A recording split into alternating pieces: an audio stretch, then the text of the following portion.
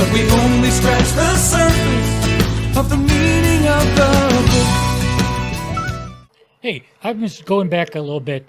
I want to talk about, probably from the very first episode, we talk about cutting a covenant there. And I guess what I think our listeners would be interested in knowing about is, to what degree is this covenant dependent on Abraham?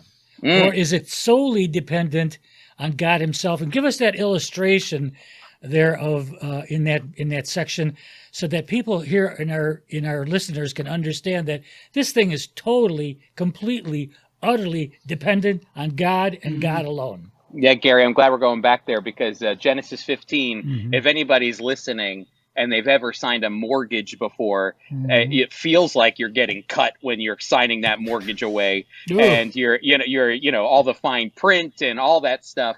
But when you sign that mortgage, it's the bank's name and your name on it. And if you don't live up to the bank's expectations to fulfill that loan, then they can take the whole property. They could probably take some of your assets, things of that nature.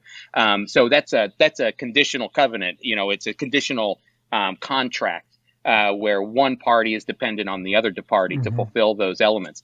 When God makes a promise with Abraham, I actually love the premise of it too, because the premise is like the most human. It's the most spiritual and human at the same time, because in one moment, Abraham gives the greatest speech that's used in the New Testament, when God says to him, when he says, I believe, and then God accredited to him as righteousness, that famous Genesis 15:6.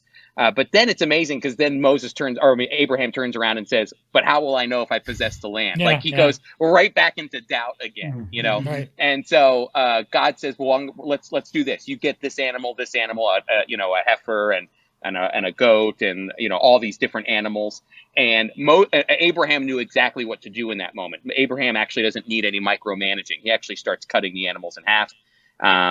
Abraham, as we like to say in Yiddish, or as as Steve likes to say, my Jewish boss likes to say in Yiddish, Abraham went schluffy, which means he went to sleep. He's sawing logs. God, he falls asleep. And in that moment, as Abraham is asleep, God walks through the pieces alone. And those pieces are actually an ancient contract. That's the way that they would buy property from one another, and they'd make contracts with one another. We sign papers today. In the ancient world, they cut animals in half and they walk through the pieces together. And they would link arms, and they would say, if you don't pay me back, or you don't do this part of the covenant, you're going to end up like this animal. And so there was a real element to the this was a real contract, but only God went through those pieces. I think we should go back to that kind of style. I think that would be significant. What do you think? Gary's a real cut-up.